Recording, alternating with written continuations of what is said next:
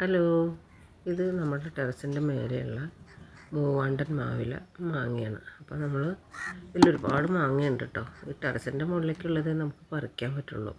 അപ്പോൾ അതൊന്നും നമുക്ക് കുറച്ച് പറിച്ചെടുക്കാം. ഒരുപാട് മാങ്ങയുണ്ട്. മുകൾ ഭാഗത്തൊക്കെ ഒത്തിരി ഉണ്ട്. അതൊന്നും പറിക്കാനേ പറ്റത്തില്ല. ഇതിപ്പോൾ നമ്മൾ ടെറസിൻ്റെ മേലേക്ക് ചാഞ്ഞ് നിൽക്കണ ഒരു കൊമ്പായതുകൊണ്ട് നമുക്കിതെല്ലാം പറിക്കാൻ പറ്റും. അപ്പോൾ അതൊക്കെ ഞാൻ ഇതേ പറിച്ചെടുക്കുക കേട്ടോ. ഇതുകൊണ്ടൊരു പണിയുണ്ട് നമുക്ക്.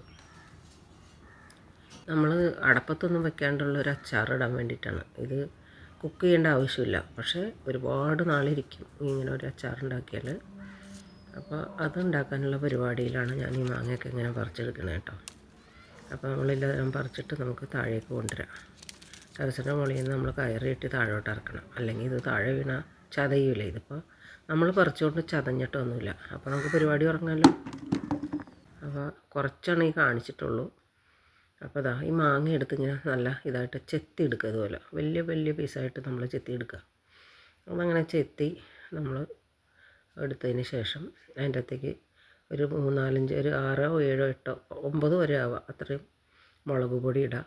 പിന്നെ കുറച്ച് ഉപ്പ്, ആവശ്യത്തിന് ഉപ്പിടാം. ഇത് കായപ്പൊടിയാണ്. കായപ്പൊടി നല്ലോണം കായപ്പൊടി തൂവുക. എല്ലാം കൂടി നന്നായിട്ട് അങ്ങോട്ട് മിക്സ് ചെയ്യുക കേട്ടോ. വെള്ളമൊന്നും ഉണ്ടാവില്ല, വെള്ളം ചേർക്കുകയേ വേണ്ട. ഉപ്പ് ഇത്തിരി കുറവാണ്. ഞാൻ ഒരു വർഷം കഴിച്ച് നോക്കി. കുറച്ചും കൂടി ഉപ്പിടാം.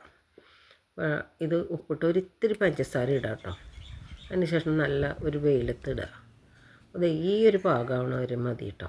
ഇതൊരു ഭരണിയിലെടുത്ത് സൂക്ഷിച്ച് വെച്ചാൽ എത്ര കാലം വേണമെങ്കിലും ഇരിക്കും. അപ്പോൾ വീഡിയോ ഇഷ്ടപ്പെട്ട കമൻറ്റ് ലൈക്കെല്ലാം തന്നെ വളരെ ടേസ്റ്റാണ്. ട്രൈ ചെയ്ത് നോക്കൂ.